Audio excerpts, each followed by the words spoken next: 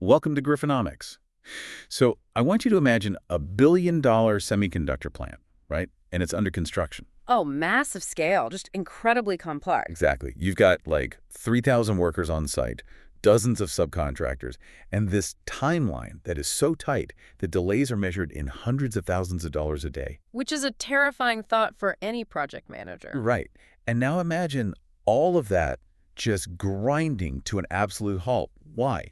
Because a sudden torrential downpour flooded the main foundation trench. Oh, no. Yeah, and a single $5,000 industrial pump just seized up, like it's dead. And in that moment, I mean, the general contractor does not care at all about the purchase price of a new pump. No, not at all. They just care about the cost of the delay, right? Exactly. They need a replacement pump, they need all the hoses, they need a power generator to run it, and honestly, they need it on site in the next 45 minutes. Which is wild. And the panic in that scenario, it's just palpable for anyone who's ever managed a large-scale project. The financial exposure of a stalled mega site is, well, it's staggering. It really is. And the harsh reality is that the vast majority of local equipment suppliers, they just simply cannot respond to that call. Right, because they don't have the scale. Yeah, exactly. I mean, they might have a pump, but they don't have the generator, or, they have the hardware, but their delivery flatbed is currently stuck in traffic 2 counties over.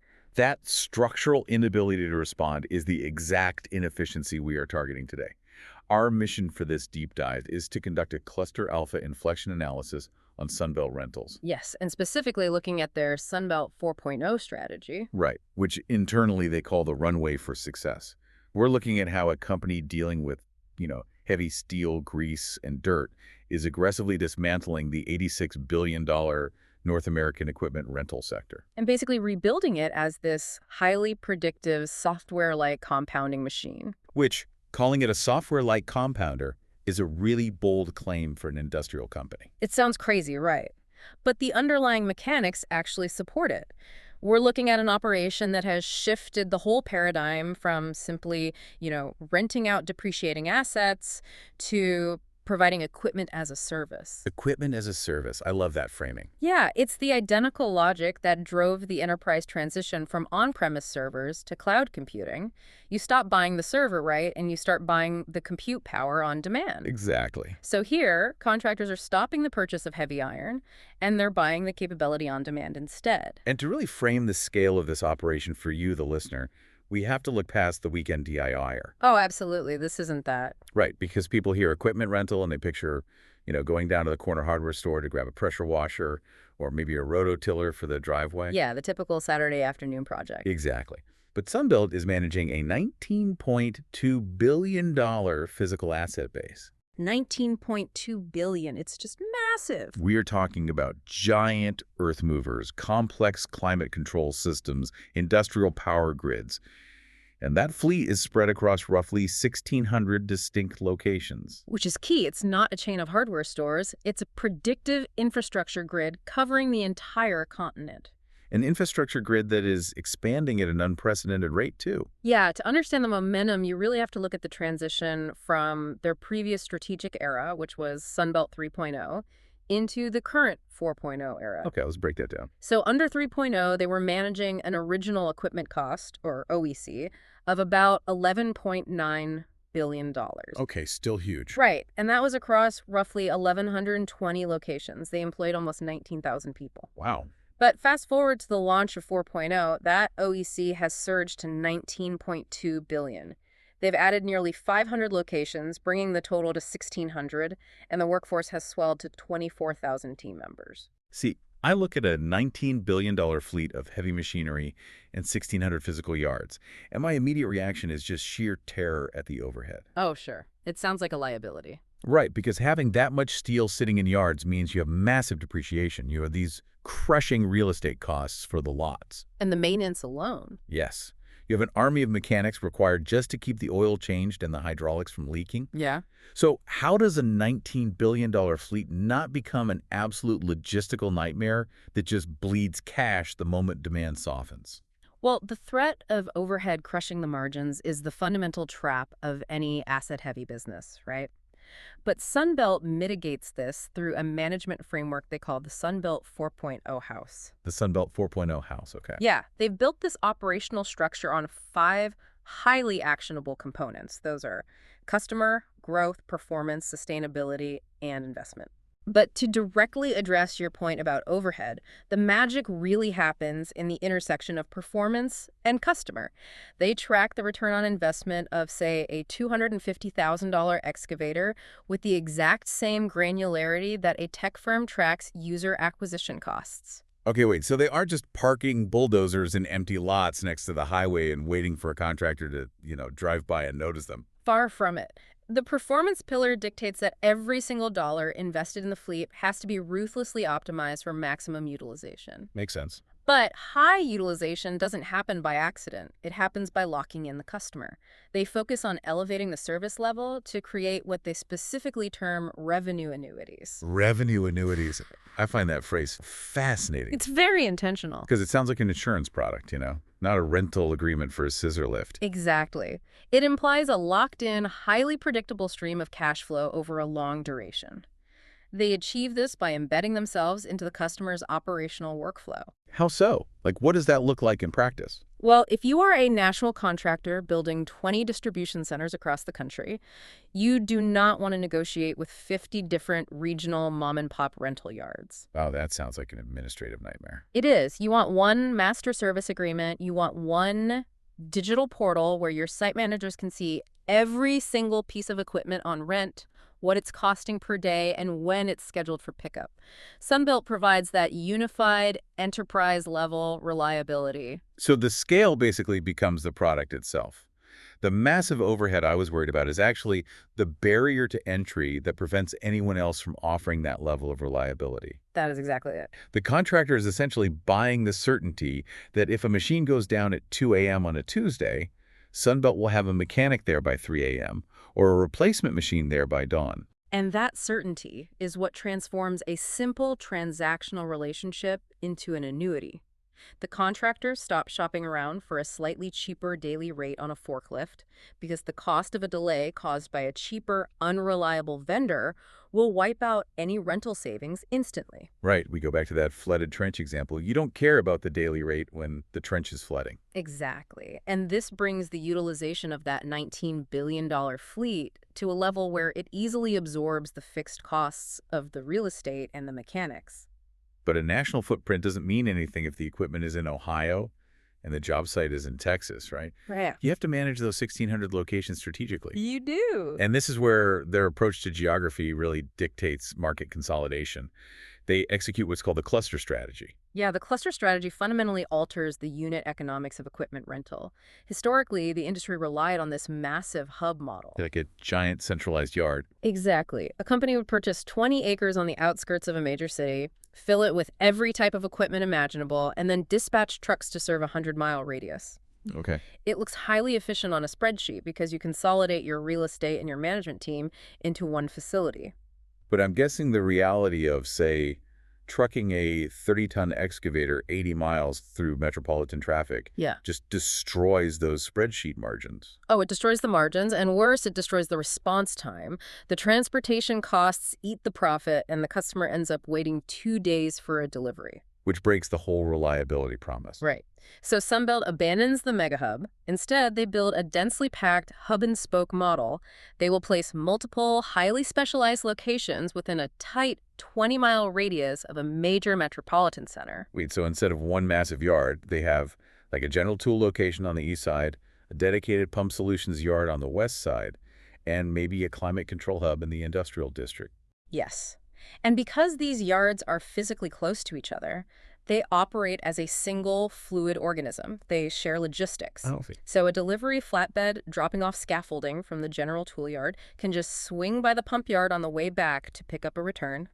They share specialized mechanics. They share driver pools. That is incredibly efficient. It is. This localized density drastically reduces the cost of transportation and shrinks the delivery window to the job site from days to literally hours. And this clustering isn't happening in a vacuum either. Yeah. They are executing this dense build-out against a market that is surprisingly fragmented. Very fragmented. When you look at the $86 billion North American market, roughly 46 to 47% is still controlled by independent small-scale operators. Right. We are talking about the classic mom-and-pop yards with maybe 1, 2, or 5 locations. Yeah, and that 46% fragmentation is arguably Sunbelt's biggest asset. Really, their biggest asset.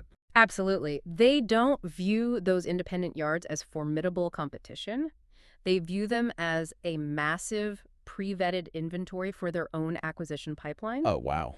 And the pace at which they are absorbing these independents is stunning. They are executing bolt-on acquisitions at a rate of 1 to 1.5 locations every single week. Buying a business every 4 to 7 days sounds like a recipe for corporate indigestion. I mean, I imagine the IT department alone would be a nightmare, right?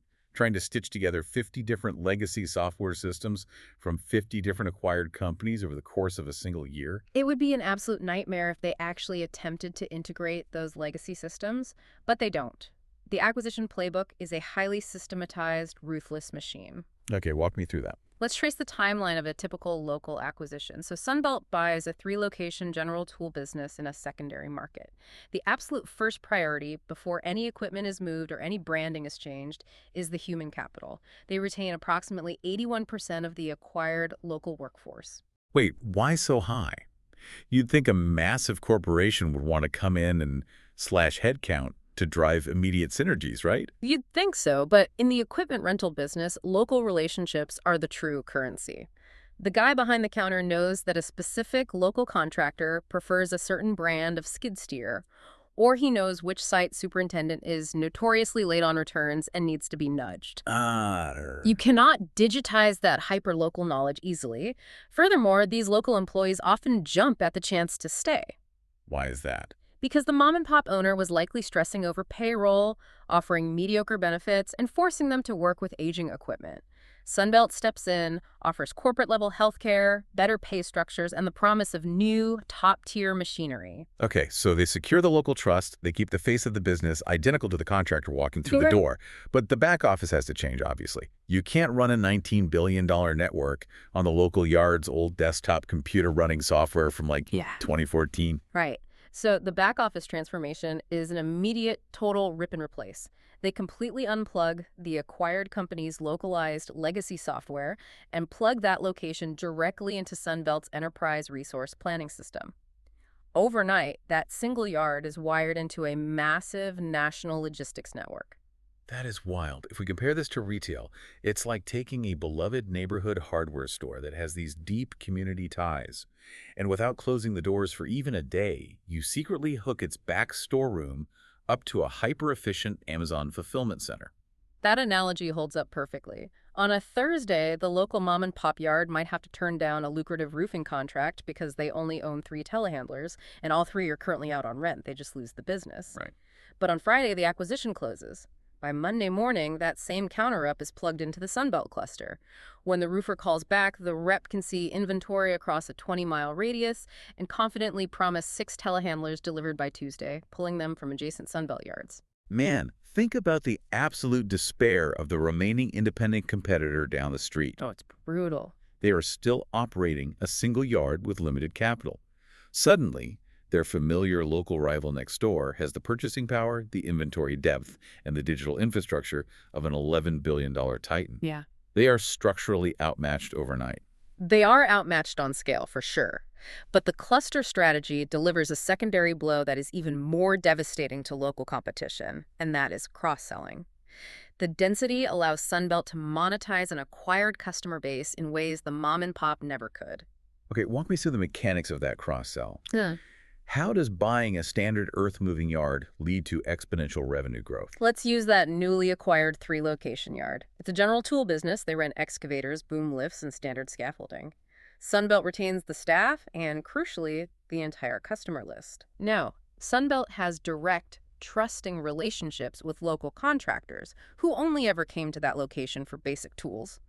Sunbelt immediately introduces their highly engineered, high-margin specialty equipment lines to those exact same contractors. So, okay, a contractor comes in to rent a standard skid steer for a trenching job, just like they have for the last 10 years. But now the Sunbelt rep Seeing the project details in the new system says, hey, I see you're digging near the water table. We don't just have the skid steer, we have a dedicated trench safety division that can engineer the exact aluminum hydraulic shoring system you need to keep your crew safe, and we have the pump solutions team to keep the trench dry while you work. Precisely. The mom-and-pop yard could never offer a complex hydraulic shoring system. The capital cost to own it is too high, and the engineering liability is massive. Yeah, that makes sense. Sunbelt offers it seamlessly. They extract exponentially more revenue from the exact same local footprint, from the exact same customer, without having to spend a dime on acquiring that customer. They capture the local market share through the acquisition, and then they double or triple the lifetime value of every contractor in that Rolodex by layering in specialty solutions. This relentless local domination makes total sense. But to understand the true trajectory of Sunbelt, we really have to zoom out from the local clusters and look at the macro environment. Because the types of projects driving the North American economy right now are undergoing a massive structural shift. They absolutely are. The size of the jobs is expanding so rapidly that small operators are being fundamentally locked out of the market. Yeah, the macroeconomic tailwind you are pointing to is the explosion of the mega project. In the context of Sunbelt's strategic framework, a mega project is strictly defined as a development valued at over $500 million. $500 million minimum. Right. And the pipeline for these massive endeavors is experiencing a historic surge. The numbers in the analysis are just staggering. The pipeline of active and planned mega projects has grown by 76%. We are looking at a jump from a historical baseline of around $867 billion to a massive $1.25 trillion projected for the fiscal year 26 through 28 period. $1.5 trillion of highly concentrated capital expenditure. It's almost hard to wrap your head around. It is. And to grasp why this heavily favors Sunbelt, you have to understand what is actually being built. We aren't talking about a sudden surge in generic 5-story office buildings or local shopping malls. Right. What are they building? This pipeline is fueled by generational shifts in industrial policy and technology. It is the construction of massive electric vehicle battery plants. It is the reshoring of semiconductor manufacturing facilities driven by federal legislation. And it is the explosive, continuous demand for hyperscale data centers to support the AI and cloud computing boom. The scale of these specific types of projects naturally creates a moat. If you were the general contractor tapped to build a $2 billion semiconductor fab, the logistical requirements are astronomical. A local mom-and-pop yard cannot service that site. No, absolutely not. They might have a few boom lifts, but the contractor needs 50 identical late-model boom lifts. They need all 50 to have standardized, integrated safety telematics so the site manager can monitor who is operating them and ensure geofenced safety zones aren't breached. Exactly. And they need a single, unified digital billing system that integrates with their own enterprise accounting software for a project that will span 3 to 5 years. The independent yards simply do not have the balance sheet to procure 50 identical machines on short notice, let alone the software infrastructure to manage the telematics. It's just a different league. But there is a deeper financial reality at play on these megasites. When a project scales past the $500 million mark, the complexity and the capital intensity becomes so severe that the major contractors absolutely refuse to own their own equipment. The risk profile is just too high for them to own it. The risk is completely unmanageable. If a contractor buys $10 million worth of heavy iron for a specific data center build, what happens when the project ends? Right, what do you do with it? They have to transport it, store it, maintain it, and try to deploy it on the next job, which might be 3 states away and require entirely different machinery. It destroys their return on invested capital. Instead, they rely entirely on scaled operators. Hence the shift to renting. Yes, this is the catalyst accelerating the shift to equipment as a service. They demand a partner who can provide massive volume, but more importantly, a partner capable of multi-solution integration. Multi-solution integration. Yeah. That is the key differentiator here. Because building a battery plant doesn't just mean moving millions of tons of dirt. It means temporarily housing, powering, and climate controlling an operation the size of a small town for 3 years before the permanent grid is even connected. Yeah, a mega project requires deep, specialized engineering alongside the standard hardware. The contractor needs someone to design a temporary power generation and distribution grid that can handle the load of hundreds of welders and heavy tools operating simultaneously. Wow. They need complex climate control to ensure specialized concrete foundations cure at the exact right temperature, regardless of whether it's freezing outside or in the middle of a heat wave. Right, because if the concrete cure is wrong, the whole foundation is compromised. Exactly. They need massive fluid management systems to handle groundwater displacement. A local yard just cannot do this. There are perhaps 3 companies in North America with the scale and expertise to execute this level of multi-solution integration, and Sunbelt is positioned at the absolute forefront. Which brings us to the strategic inflection point of this entire analysis. We've established that mega projects demand deep engineering. This demand perfectly aligns with Sunbelt's most potent weapon, the engine that generates software-like margins in a hardware world, and that is the specialty segment. The specialty segment is the great differentiator. It is what separates Sunbelt from a commodity rental business and elevates them into a critical engineering partner. To truly appreciate its impact, we have to look at the dichotomy between specialty and the foundational side of the house, which is general tool. Let's draw that contrast clearly. General tool represents the historical core of the industry and currently makes up about 59% of Sunbelt's rental revenue. This segment is highly transactional. It's commoditized. Yeah, totally. Like if a framing crew needs a standard rough terrain forklift, they call around, find out who has one available, compare the daily rates, and rent the cheapest reliable option. Right, and general tool is essential, of course. It provides the massive recurring revenue base that keeps the lights on across 1,600 locations. But because it is largely commoditized, the pricing power is capped by local competition. Makes sense. Specialty, however, which accounts for roughly 33% of their revenue, is an entirely different business model. It is not about renting metal. It is about complex problem solving. And the analysis highlights 12 distinct specialty business lines. We are talking about highly technical divisions: power and HVAC, pump solutions, trench safety, scaffolding services, climate control, ground protection, and remediation, among others. Take ground protection as an example. Okay. To a layman, it sounds trivial. But if a utility company needs to drive a massive crane across a protected wetland to repair a high-voltage transmission tower, they cannot just drive it into the mud.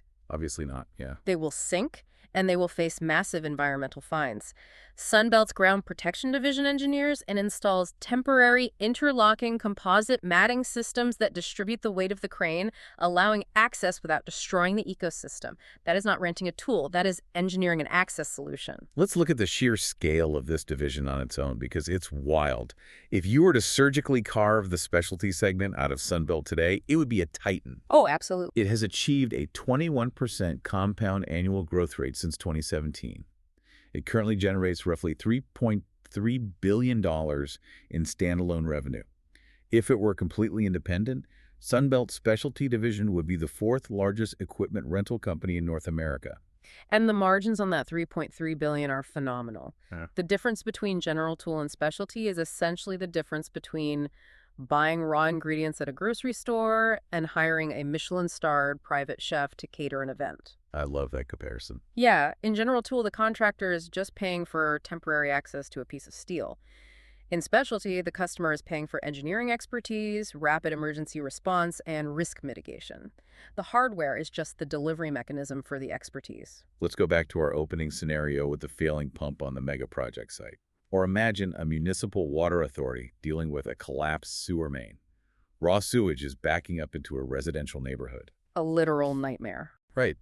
The city manager isn't going to call 5 different rental yards to haggle over the daily rate of an 18-inch diesel pump. No, they don't have time for that. They call Sunbelt's Pump Solutions team, because Sunbelt will send an engineer to calculate the flow rate, design a bypass system with fused, high-density polyethylene piping, deliver the massive pumps, and provide 24/7 monitoring until the permanent pipe is fixed. Exactly.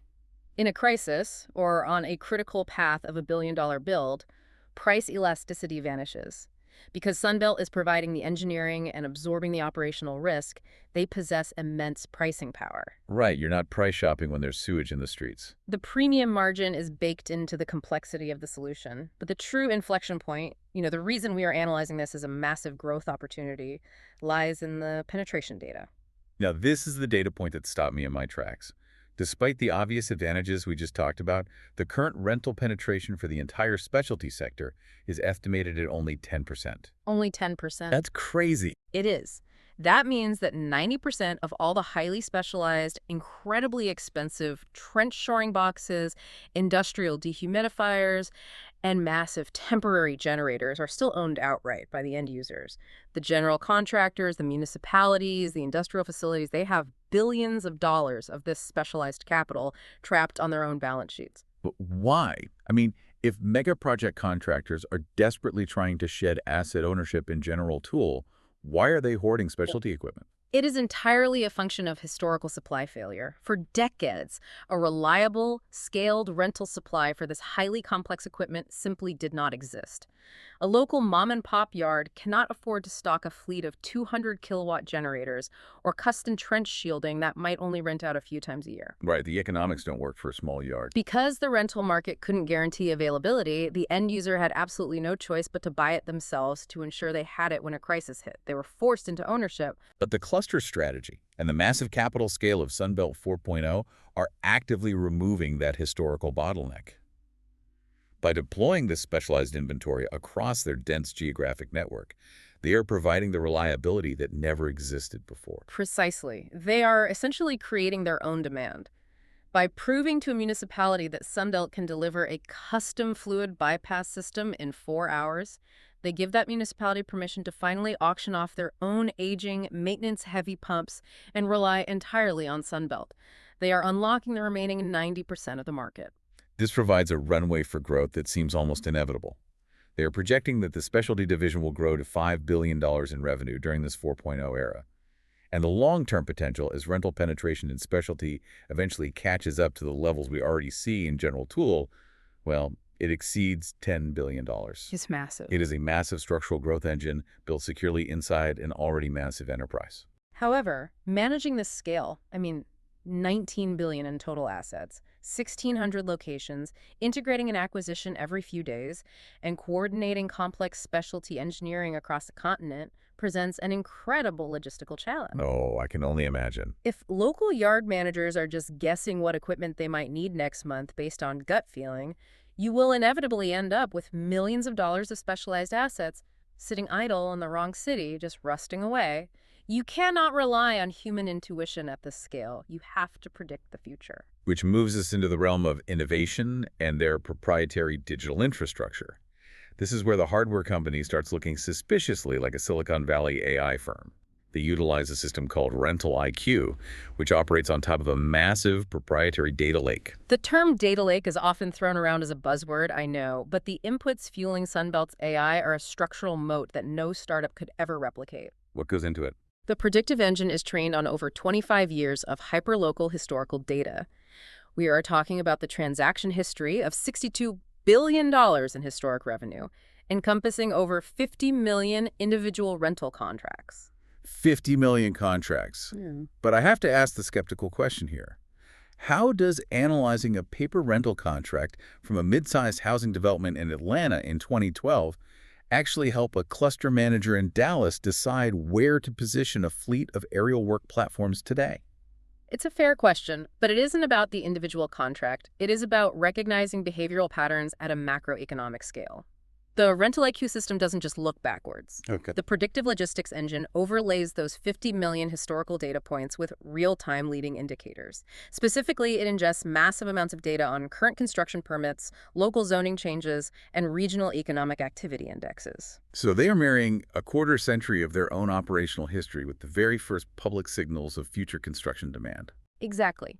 The AI analyzes the permit data and identifies the operational DNA of a project. It knows, based on 25 years of history, that when a specific type of commercial permit is pulled for a multifamily housing development, exactly 42 days later, there is a 90% probability that the site will require a specific class of heavy earth-moving equipment. That is incredibly specific. It is. It knows that 2 weeks after the earth movers arrive, the site will need a surge of rough terrain forklifts and scaffolding, and a month after that, it will require temporary climate control to cure the interior drywall.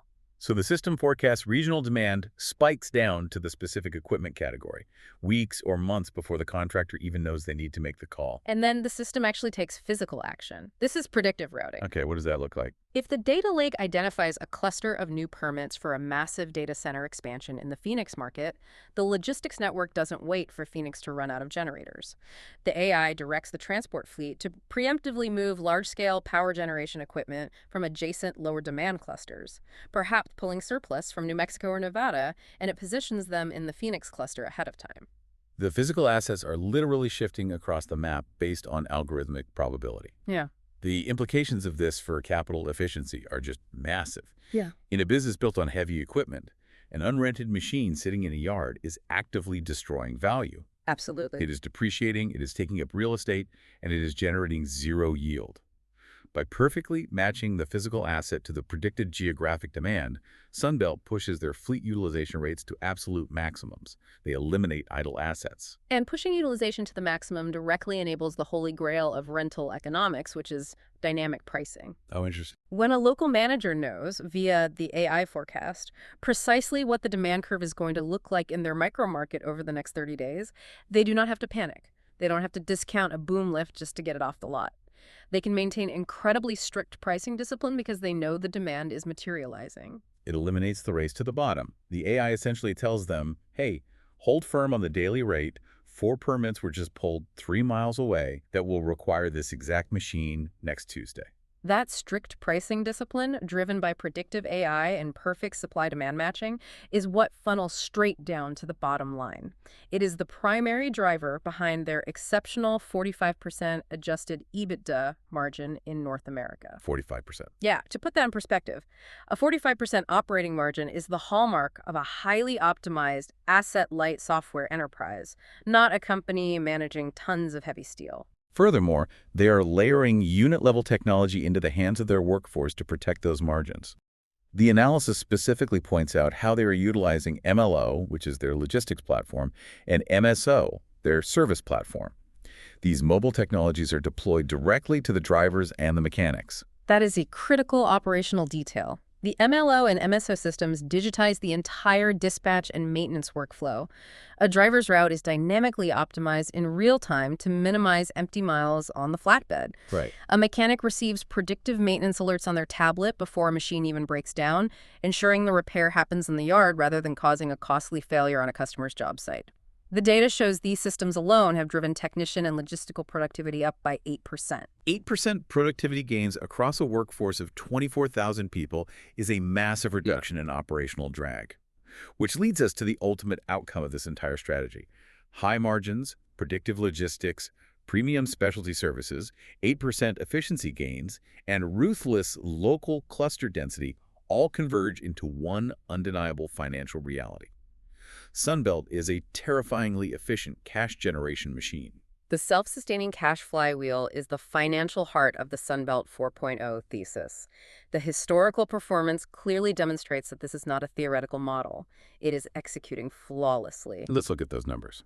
When we look at the long-term data spanning from fiscal year 2010 all the way through the projections for 2025, they have achieved a 19% compound annual growth rate in rental revenue, accompanied by an 18% CAGR in adjusted EBITDA. 19% revenue growth, compounding annually for 15 years, in an industry dealing with physical infrastructure. That demonstrates incredible through-cycle resilience. They are powering through minor recessions, supply chain shocks, and global pandemics without losing momentum. But the metric that truly defines them as a masterclass in capital allocation, really the crown jewel of their financial profile, is their cash conversion rate.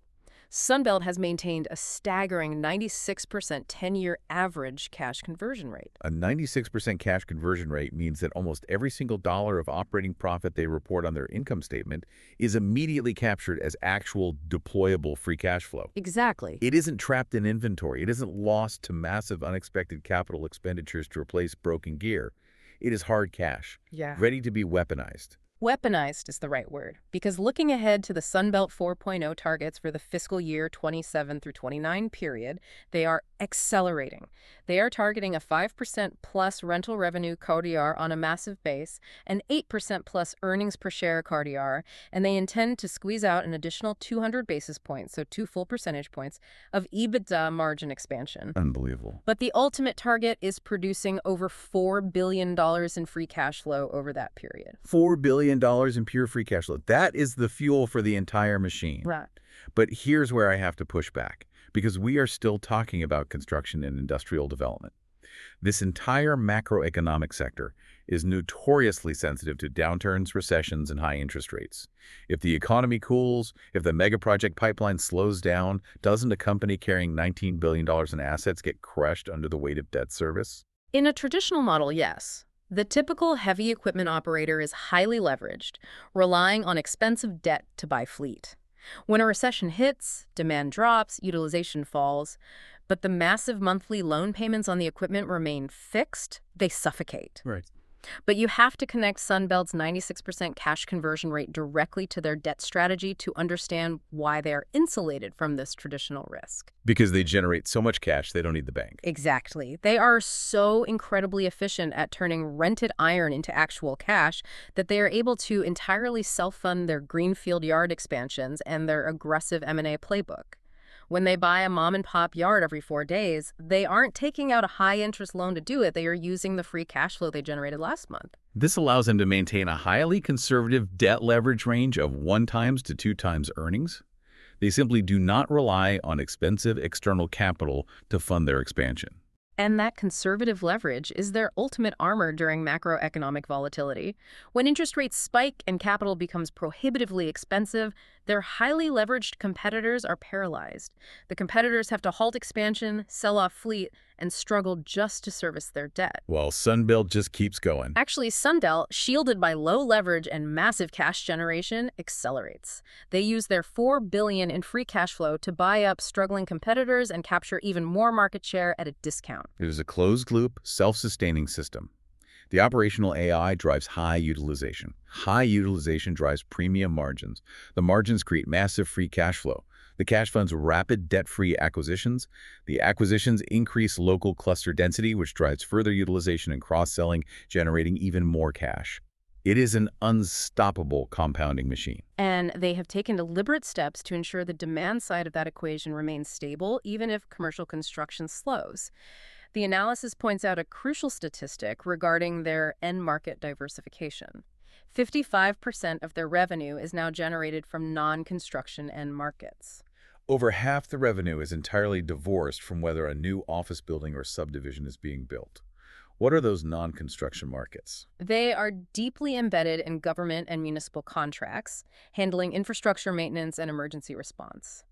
They are massive players in the MRO space, which is maintenance, repair, and operations, servicing existing manufacturing facilities and refineries that must run constantly regardless of the economic cycle. Oh, that makes sense. They even provide massive logistical support for the entertainment industry, powering concert tours and film sets.